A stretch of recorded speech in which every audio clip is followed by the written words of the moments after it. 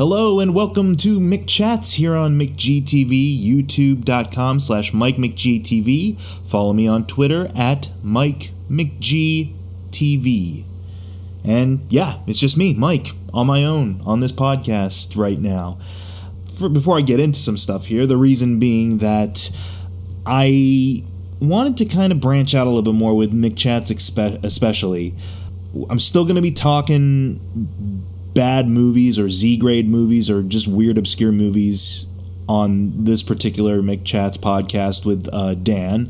I'm still going to be talking geeky stuff with other guests from time to time. I'm still going to be doing Chat Cave with Max, and of course I'm still going to be doing the commentary tracks as we schedule time to meet up and do them. And of course I'm doing Remake Revolution, which I just started. We actually have our second episode up with Jason Fury and Mark Espinoza from NeverEndingRadicalDude. We talk about remaking the Fantastic Four, so you should definitely go check out the new podcast, Remake Revolution. But the reason I'm kind of going solo, and will go solo from time to time on McChats, is because I want to challenge myself a little bit to expand outwards beyond just being a geeky movies, comics, TV channel, as it were. I want to inject a little bit more of my own personal sensibilities, I guess. And I've been inspired lately by other podcasts that kind of do this stuff, that kind of just try to chronicle everyday life for themselves in broadcasts, but also through stuff like Kevin Smith's Smodcast Network, where he'll dedicate a whole episode to just kind of random musings that he's currently transfixed on or anything like that. As well as I've been inspired a lot when I go to work. I listen to a lot of WNYC, a little bit of NPR, and there's very eclectic programming on there, such as Radio Lab, such as Jonathan Schwartz has this really awesome program, even though he is, I'm guessing, a very old man, and he can wax nostalgic about Frank Sinatra ad nauseum. But there's nothing more soothing to me on Saturday and Sunday mornings when I just hear him reminiscing about Frank, and then just playing a couple of recordings here and there, but mainly it's a lot of just like storytelling about Frank Sinatra in a sense. And it just fascinates me. And I kind of figured, like, the reason why this isn't going to be a video log series so much is because when I review trailers, or when I review a movie, or review a television show like I do with TV Roulette, I want to be able to capture a lot of my genuine responses and reactions to those particular outlets, and I want you to be able to see them. But with this, with the ability to just kind of focus on the audio, the fact that I can capture perhaps the same energy and enthusiasm for a variety of topics with just my voice, with just the audio, that presents a very interesting challenge for me, and I want to give it a shot. I want to branch out than just talking about like the latest Power Rangers trailer or the latest Marvel show that dropped on Netflix. I want to be able to maybe talk about a little bit more than that. Talk about the weird comings and goings in our world. Talk about serious things when serious events occur, and I feel I can honestly give a very upfront, candid opinion about it without, I don't want to cause too much controversy, of course. I might steer clear of, let's face it, current politics are kind of a huge train wreck right now, but, I don't want to get into very detailed or overly hostile interactions with regards to those particular subjects. I just want to kind of give my 2 cents on some random events that happen in our crazy world, and also be able to share a little bit more about myself with you all out there. Maybe I'll share a couple of personal anecdotes, some really fun stories I've accumulated in my 30-some years of living. Maybe I'll pull some, as I rediscover old recordings and audio I've done with friends and family over the years. I have a lot of quote-unquote blackmail material in my treasure chest somewhere here from my college days with regards to recordings, with regards to weird sketches and ideas I had with friends during college. that I might just bring out at some point or another.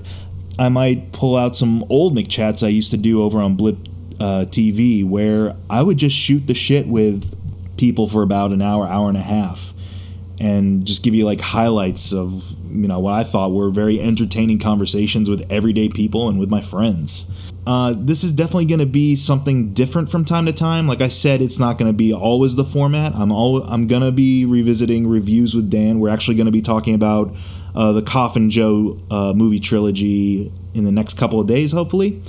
And so you'll be having that to listen to. I'm definitely going to be doing some Chat Cave with Max and all the other stuff. So none of that's going away. I just thought this would be a nice little thing to add on, to supplement. And also, as you'll hear later on in this podcast, it's a little bit of how the sausage is made. I'm going to include some extra stuff here, outtakes, bloopers, things like that from other shows I have here on my channel that perhaps you will enjoy. But I want to kind of start off here just kind of talking about some different things. I wanted to start off actually with this format. I want to be able to kind of share just a weird, either weird news stories that catch my eye or things that I get really enthusiastic about. That some of them might be geek related, some of them are just, again, the random occurrences that take place in our wild and zany world here. And actually, the first thing that came to my attention when I got home and cracked open Facebook, the first thing, Facebook knows me well, the first story I saw, which has got me really jazzed, is the reunion of Tommy Wiseau and Greg Sestero from that hit classic, The Room. They're joining forces once again for a brand new movie. And I actually saw the article here on TheVerge.com. I'll actually have the links to some of these articles posted below in the description. So if you want to check out videos or read the article for yourself, go ahead.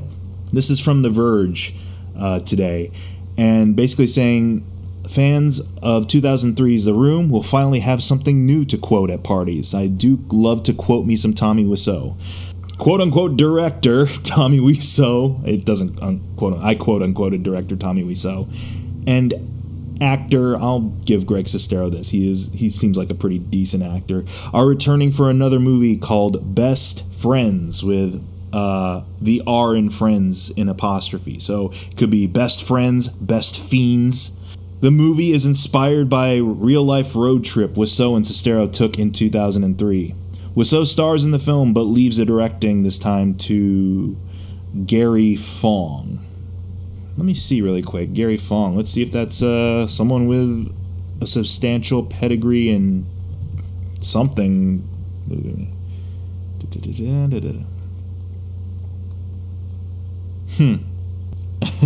Wonder if this is the same guy. Wedding photographer, Gary Fong. Maybe? No? I don't know. Anyways, some guy named Gary Fong's going to be directing this.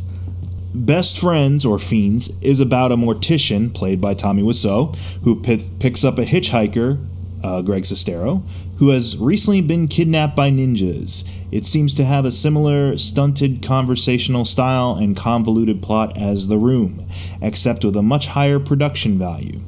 Here is some sample dialogue from the trailer, and let me reenact a little bit of this. This is my new car. Sorry, let me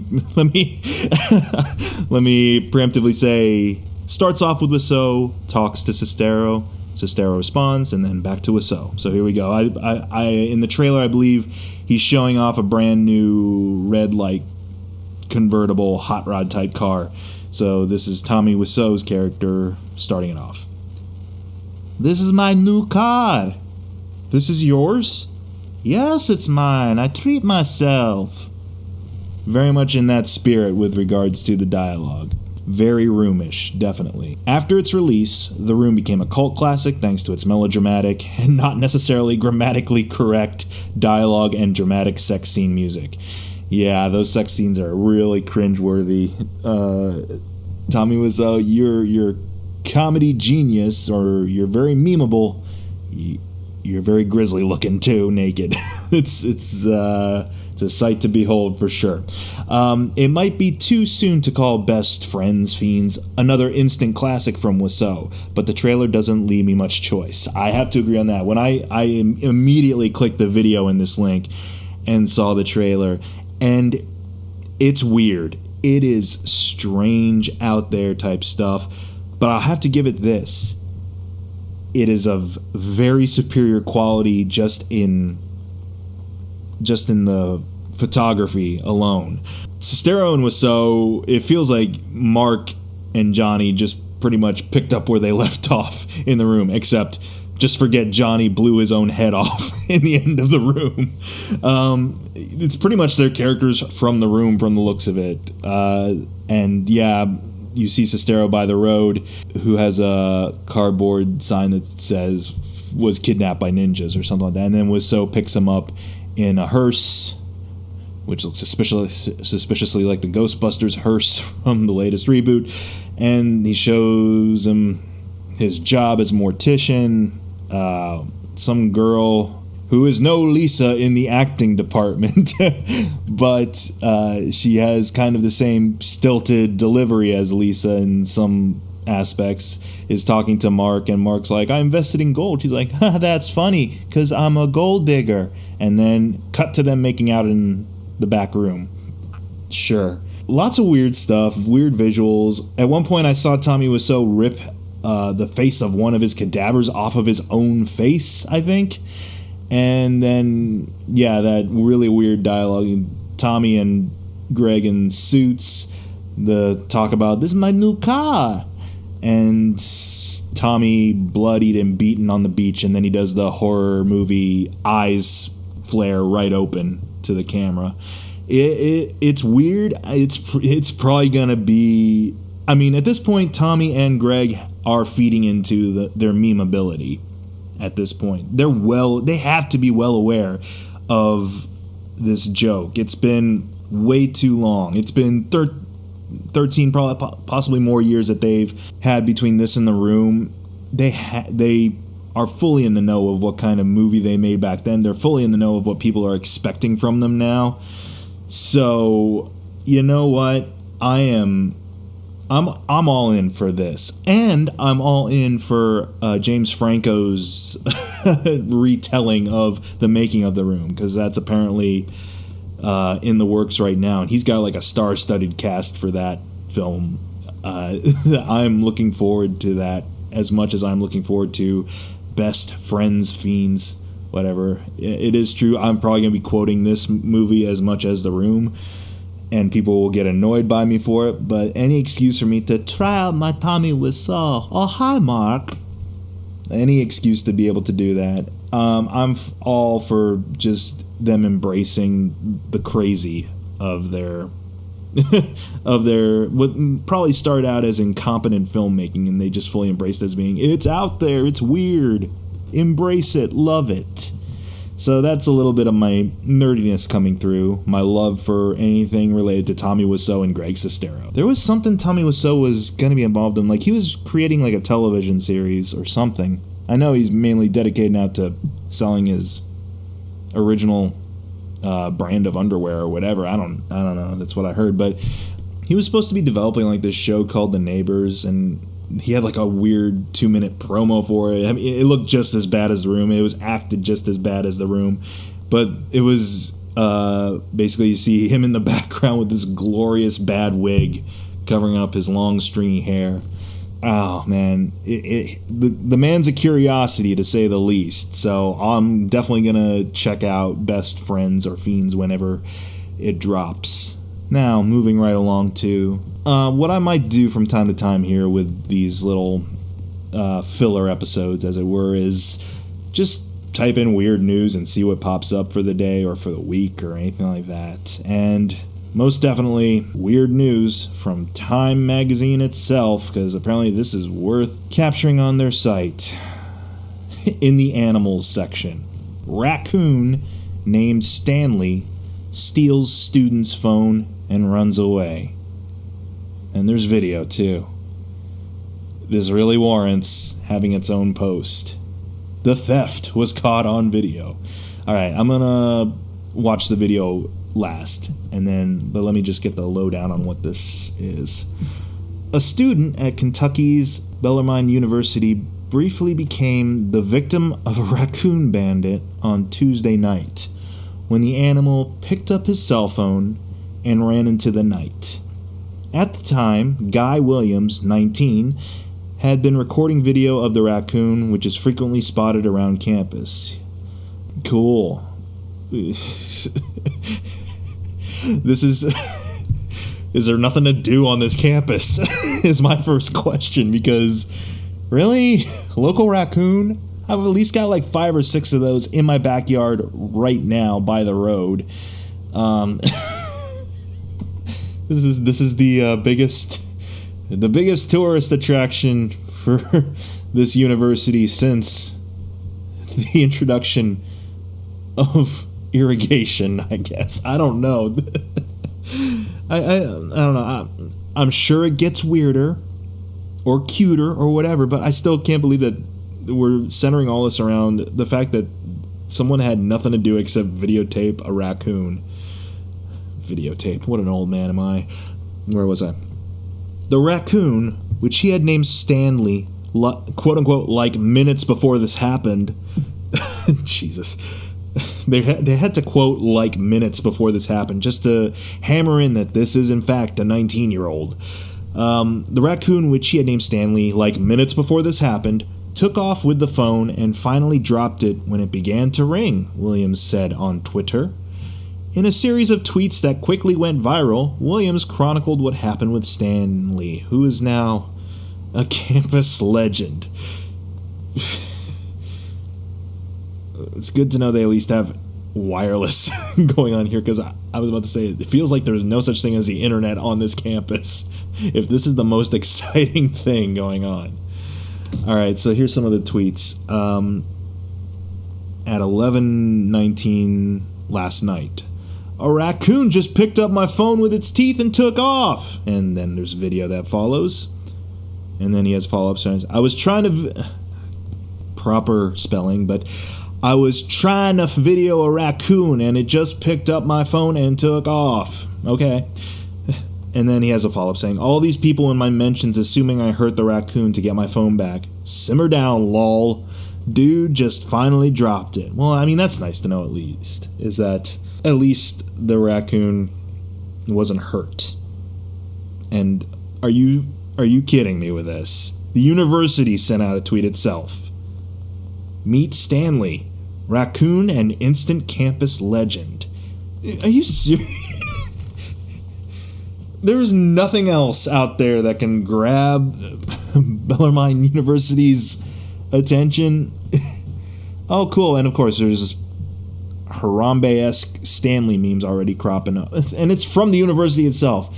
Meme of Stanley, the hero we need. I might have to just put the meme in the actual title card for this, I guess. I don't know. Our Dark Knight. Oh, okay, I get that. It's in the dark. He's got a mask because his little eye coloring makes it look like he's got a mask on. Whoop-de-doo. All right, let's see here. Let me just watch this video really quick. I'm sure it's not long. It's probably only like a couple of seconds. But the hijinks of Stanley. So he's just... So is he close to the phone now? Oh, he is cute. Aw. Oh, and he's off. And he's off. Oh, jeez, my phone! Stanley! Okay, that is funny. I can hear him in the background. He's like yelling after him. It's like, Stanley! Stanley! Wow, he is booking. And he dropped the phone. Wow. Okay, 30 seconds of a raccoon picking up a phone and running with it. I will admit it was kind of funny hearing the guy in the background. As you hear his voice receding into the distance, you just hear him going, Stanley! Stanley! And I'm sure many a witness were entertained by this glorious campus legend that is Stanley now. All right. So a lot of these weird news stories are probably not going to all be winners. But fine. If you know what, I'll take raccoon runs off with phone over having to lament about any recent bombings or school shootings or anything like that. Sure, let's have a little frivolity with wildlife. Why not? Although I gotta say, that's kind of a gamble with a raccoon itself. You're lucky the raccoon just ran off with a phone and didn't just jump on you and pass on its madness to you and fear of water. Who knows? All I'm saying is Stanley's probably not long for this world, because he's mad and rabid as hell and going to die. Enjoy. So moving along, like I mentioned before, along with just talking about weird happenings and things like that, I wanted to actually give you a little bit of some personal anecdotes from time to time here. And one of these actually ties in to something you can see for yourself on Yelp. And Lord help me, the first person who wrote a review is named Stanley. So I've been living in New Jersey for a couple years now. I was originally in New York from 2008, fall of 2008 to winter of 2011. And have been living in Jersey since 2012. So when I first got here, I started, trying to find the local watering holes, trying to find places to socialize with people, get out, see what my options were with regards to, restaurants or hangouts or places where I could possibly play music as well. And one of the places that I ended up finding was this little niche wine bar, quote unquote, in Scotch Plains, New Jersey, that was called Vienna 60. It's no longer there now, unfortunately. It's closed, and I believe a clothing store or a special niche design clothing store has taken its place. But this particular venue not only had wine, but specialized in specialty imports for beers, had mixed drinks with regards to very expensive whiskeys, vodkas, and so forth. And as I spent more time there, I got to know quite a few people. I've established some pretty cool friendships through this place, but also established a friendship with the owner's son who managed that location. The family actually has been involved in a couple of various restaurant endeavors or dining endeavors and so forth, and this was just one of them. The way I connected with this guy was due to kind of our mutual love for some classic movies. He loved Kubrick films, and he would oftentimes have movies like 2001 or The Shining or Full Metal Jacket playing on the flat screens all around the bar. In fact, I actually had an episode or two of a very short-lived web series called The Real Mix on my channel here that featured him. His name was Jesse, and what that would entail would be that we'd talk about a particular movie, talk about what we enjoyed about it, and then he would actually craft up a drink based around either a theme in the movie or the title itself or a character. And the only 2 episodes we ever did of this, and hopefully I can talk about these episodes without getting into trouble with the big old DMCA, was we started off with the first episode, which was focused around A Clockwork Orange, and talked about that, and he ended up making a cool orange mix drink with vodka, I believe. It was actually very tasty, but we ended up talking about the movie, and then he'd mix the drink, and I'd videotape it, and then voila, share with your friends. Kind of a cool little bit of Food Network and things like that online. Why not? And the second episode was centered around The Godfather, the original Godfather, just number 1, and talked about that movie as well as I believe he crafted an Americano for that. Had Campari and stuff involved in it, and that was tasty. Dude knows how to mix drinks, and he knows fine cigars, because we'd often have like tastings of whiskey and stuff and scotch, and we'd end up like being able to enjoy those over a couple hours while smoking some pretty good cigars. So I got 2 episodes of this Real Mix program, put them up on YouTube, and wouldn't you know it, the composer for Clockwork Orange, apparently their representation didn't like that I incorporated music from the movie into the video, even though that technically would fall under fair use. The music was just in the background. It's meant for a transformative purpose because we are critiquing and discussing the movie, and again, the movie itself is helping to promote something else, like it's being used in a transformative fashion. So I think technically that would fall under fair use. But unfortunately, ended up getting my first ever strike on YouTube through that, and had to basically, I've told the story in Where's the Fair Use video, but yeah, had to basically sit on my hands for a while with regards to not having full access to the features that I have now on the channel. And then my probation was up, and voila, here I am doing what I do now. That was a shame that I kind of had to basically get rid of that show because of that. Because I felt we could have done a couple more and had a good time with it, and had a couple of delicious drinks. But needless to say, a little bit while after that, I still went to the place, ended up actually sometimes working there inadvertently, bar backing or running to go get liquor and stuff from one of the stores before they closed so that we'd have extra in case there was a rush, manning the door for a while, having to kick people out when it was closing time. Quite a few jobs that I wasn't getting paid for, but whatever. I love the place. I took a lot of pride in the place. You know, it was my Cheers. It's where everybody knew my name, so I was happy to help whenever I could. Unfortunately, it closed down. But at the time, like I said, they're still on Yelp technically, but sometimes they get favorable reviews. Sometimes people would kind of be like, it's too clicky here or whatever. I don't know. There was a very bunch of reviews. People were either head over heels in love with the place, or they were like, this place sucks, why don't they have like Bud Light or whatever. Who knows what the reasoning was for some people. Some people, I feel, were drunk and yelping at the same time, so some of these sometimes are incoherent.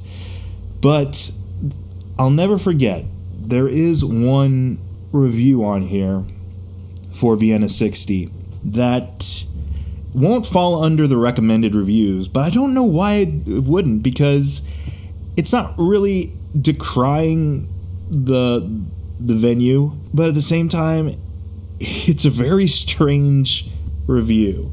And whenever people would be kind of like, new people would come into the bar and kind of ask, what's this place about? Because there was always the rumor that in the basement was where the swingers would go. Like, there was a completely different level to this establishment. You'd have the bar at at road level and stuff, and then you go into the basement, and then that's where all the weird kinky stuff would be happening. Let me tell you, while the bar was open, kinky stuff didn't occur. I think the kinkiest thing I ever did down in the basement was that I had myself my Greek takeout food. I ended up just eating down there by myself on Thanksgiving because it was cold and we were all snowed in, and I was just like, I need to eat somewhere. So he was just like, here, just eat in the basement. I'm like, cool, awesome. It did look nice. It had like throw pillows and rugs and like bead curtains and everything like that. It was a very trendy place with regards to very retro looking. He had a lot of decorations and fixtures on all around that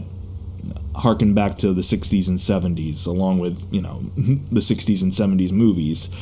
It was a nice setup, but the rumor of that place being a swingers place, that was a rumor that was established well before I got there. And even I might have even asked at one point, I'm like, is this place like a swingers club or something? They'd be like, no, we don't even remember who really started that.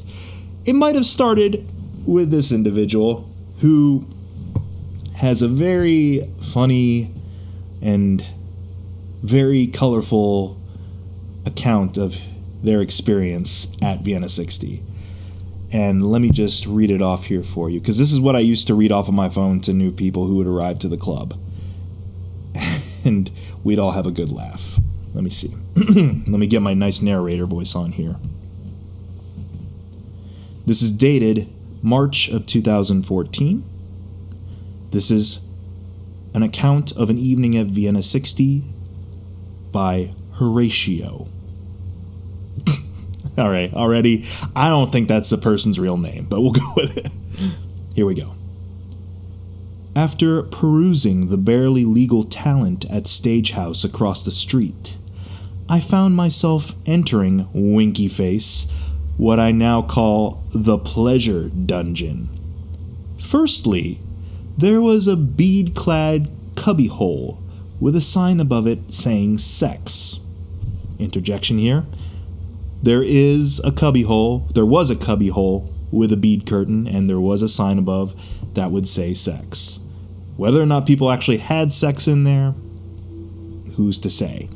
People would go in there and just relax, and there was like black lights, and it was kind of really cool aesthetic, but I digress.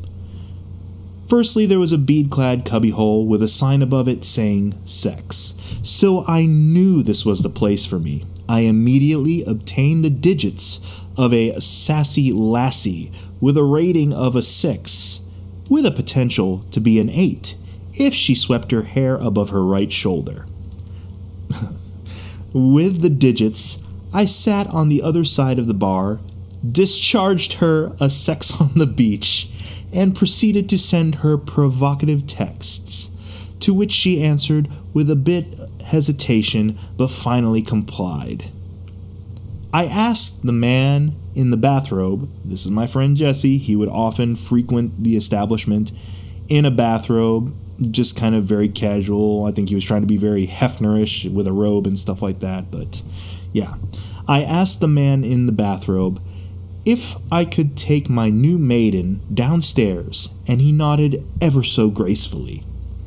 Downstairs, there were all sorts of toys, including vibrating massagers, a cucumber, a man in a full leather suit and face mask with a chastity belt and zippers, a cameraman who wore a stylish all-denim ensemble. It was just jeans, dude. It wasn't an all-denim ensemble. Our weapon of choice ended up being an exquisite lavender candle with dripping wax that was soon on my back. The cameraman then introduced himself. God, I can't even get through this. The cameraman then introduced himself as Shlomo, and we made plans to get lobster dinner next weekend, although he never returned my calls. Disappointing.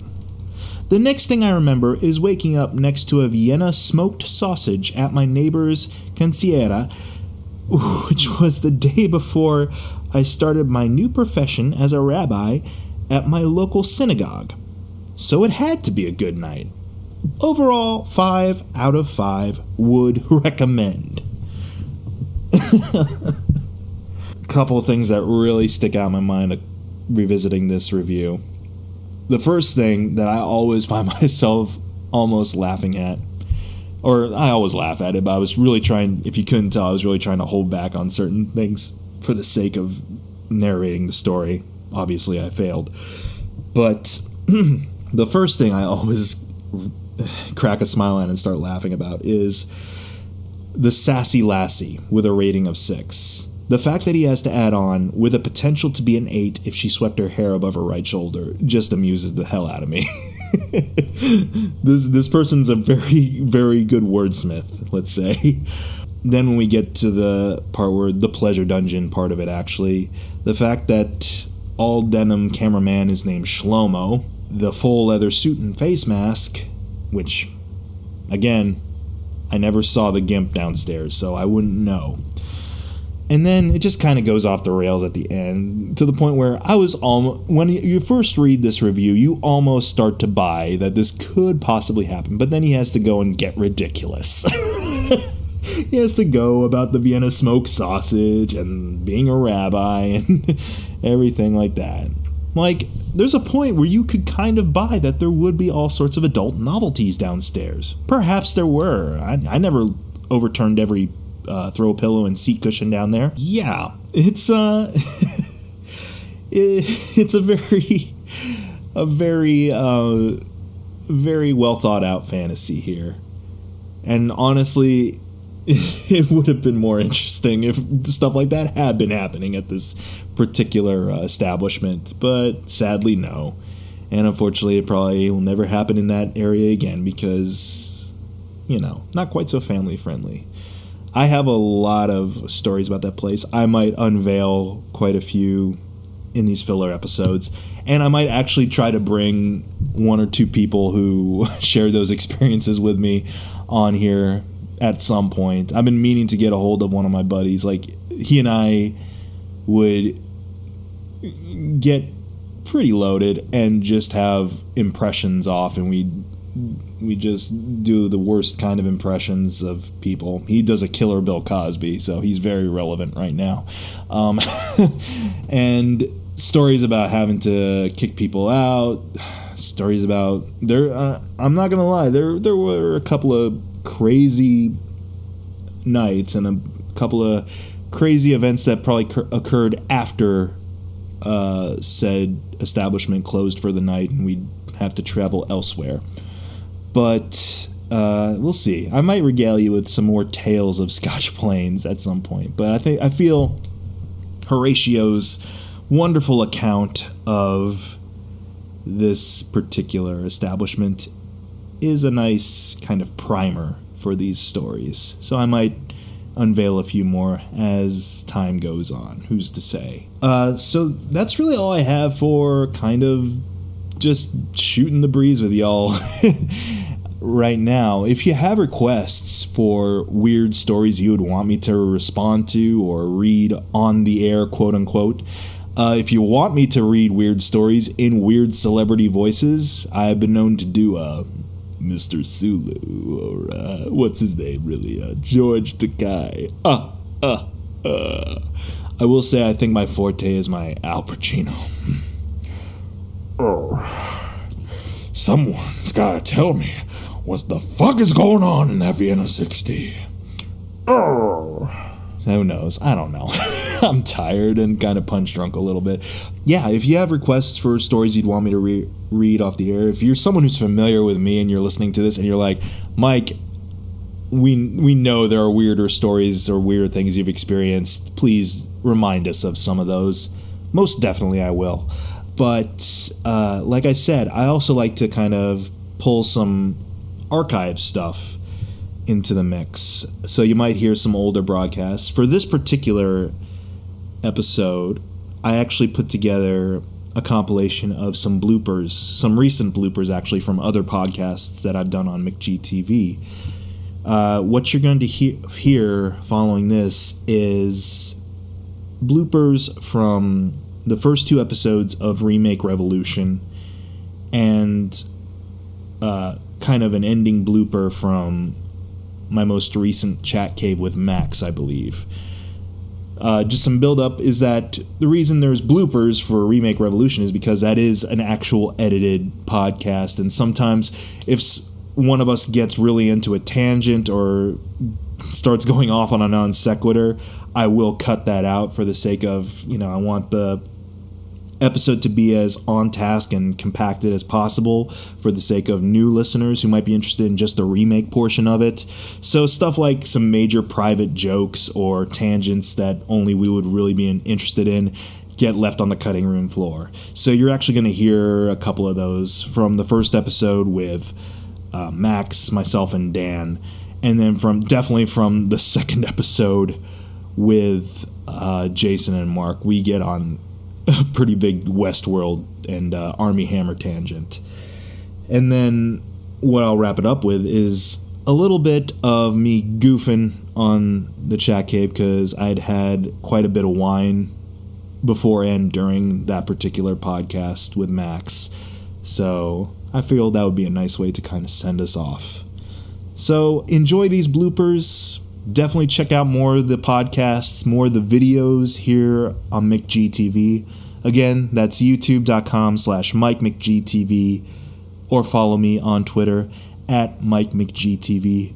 And also, I want to give a shout out again to the 3 Geeks podcast, youtube.com/3 Geeks Network, at 3 Geeks Podcast on Twitter, and NeverEndingRadicalDude. I just got a care package. Well, not care package, but I got like this very team, solidarity postcard and NeverEndingRadicalDude swag from Jason in the mail today, and that just brightened up my day, getting this cool stuff that he's got planned. And this postcard basically saying, dude, we are going to kick the internet's ass with our material. Go check out their stuff over at NeverEndingRadicalDude.com. Check out their videos over at YouTube, youtube.com/radnerds. Follow them on Twitter at nerdpoop. But for right now, that's it for the night. Enjoy these bloopers featuring all of us. Good night. Well, there's no rush. I'm recording right now. Yay. Welcome to the remake revolution here on McG. Shit. All right, let me try it again.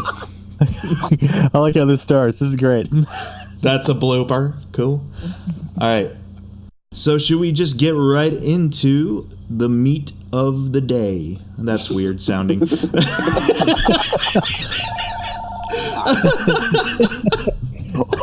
Or we will stop for a phone answering break. Someone want to get that? Yeah. I'm sorry. It's okay. I lost it anyways on the meat of the day. I was like, what the fuck does that mean? I don't know, but it would spawn. It's kind of burned and blackened a bit. Yeah, that makes sense. So I'll redo that probably, but I'm hanging on to these little flubs. Oh, yeah. Definitely for a special anniversary episode or something. I don't know. I just say we leave it in, because you know what? Screw it. All right, so here we go. I'll pick it up again from here. Yeah, I gotta go. Hang on. All right, here we go. I know that. That's a good impression of that guy's brother. What's his name? Matthew McConaughey's brother, Dirk McConaughey. Dirk McConaughey. Get off! Get off! Get off! Get off! Get off! Get off! Get on! Get on! Get on! Oh no! Oh no! Oh no! All right. All right. My mom always liked you best. My mom always liked you best. My mom always liked you best. All right, here we go. Joining you as always is me, Mike McG. That sucked. That was great. Yeah. I was on the edge of my seat.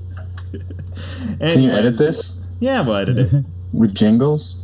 Oh yeah, jingles. I'll Got pick a it up bad with case of the the jingles. Are you gonna start over? Yeah, sure. I thought it was Kinda. great. Pretty much. I'll take Supergirl if you don't want it. No, I'll But take. that's Oh, for yeah. another- Oh, well, that's you another- were fresh off the coattails of it, but I think I got it. I think I find it. All right. Now we're just wasting people's time. Yeah. So yeah. And also, I like that you have a Southern iced tea with you. I can hear it. Oh, Yeah, I can hear the God, jingle. I'm sorry. That's the I extra forgot- sweet tea. I gotta remember not to put ice in my drinks whenever I do these things. Why don't you write that down so you don't forget? Nah. hey, it adds this nice like homespun quality to the podcast. So Yeah, it's like a fire crackle in a fireplace or something. It's like we're all hanging out in the same room together. yeah. Yeah, it's like a real life ambiance for free. And we all just have Great. different audio quality in our voices. So yeah. Yes. But but before we get into what we would do with this property. Donald? Yeah, I happened. Nice. This is it. All right. This is it. Well, basically, That's So- right. here in the pitch, essentially. Sorry, I don't know why. I Is somebody tickling you over there? don't know why that just made me laugh. You're just like, that's right, the pitch. Here we go. This is it. We got to do like we got to do like rockapella from Carmen Sandiego and just do like, woo, the pitch. Not it. But okay, so here we go. So basically, here in the first, never mind. 3. Those are the Jewish brothers Jakob and Irving Spiderman. Yeah, DDS.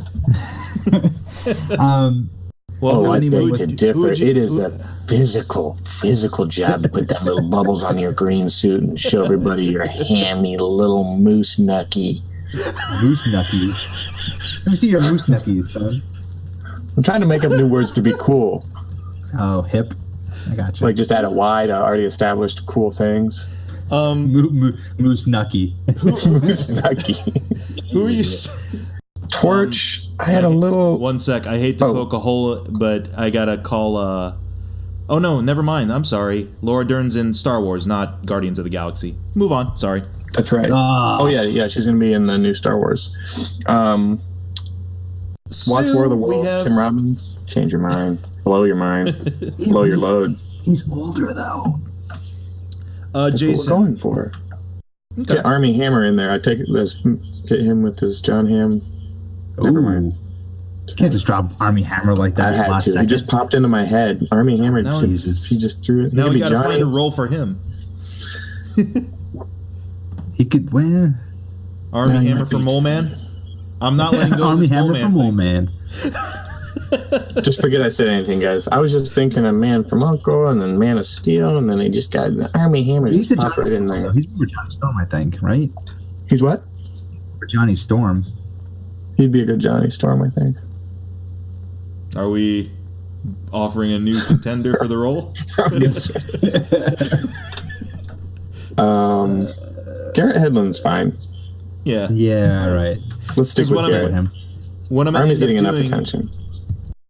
Again, Apologize for the dropping the hammer there.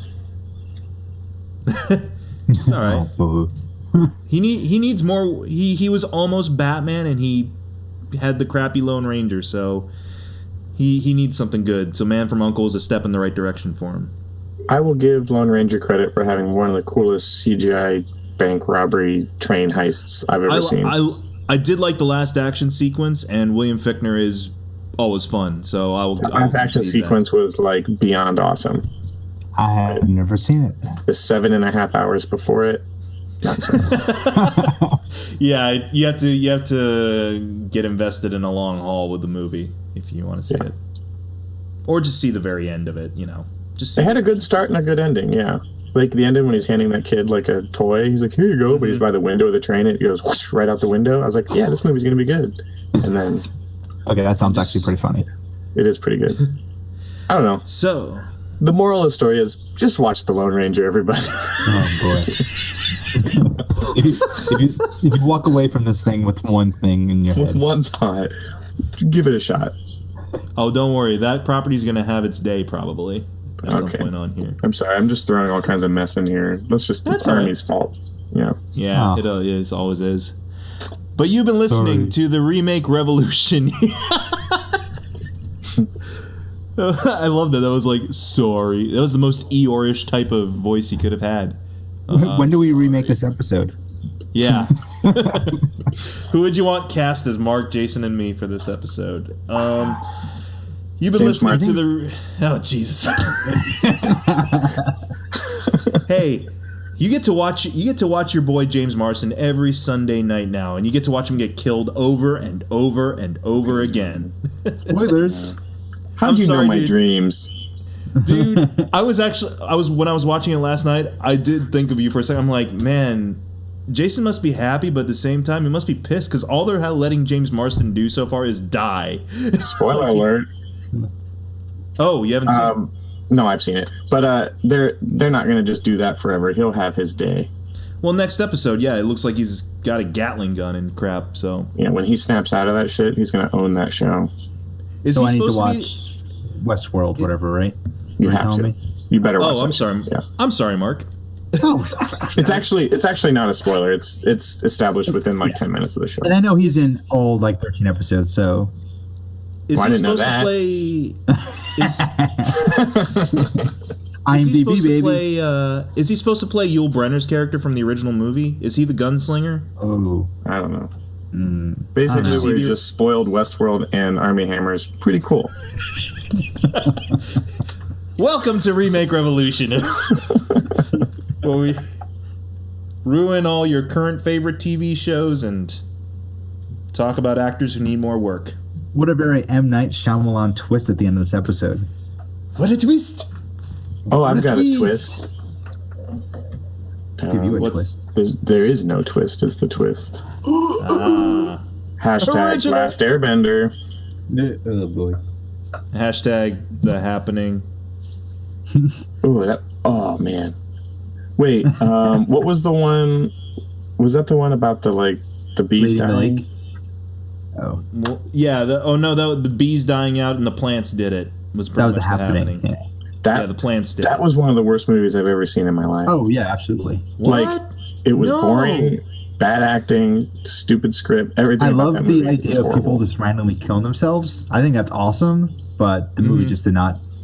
It was like Live up it to was it. like a conversation you have with someone after you get that buzz from a coffee in the morning. You're like, ooh, and then it's over in 5 seconds.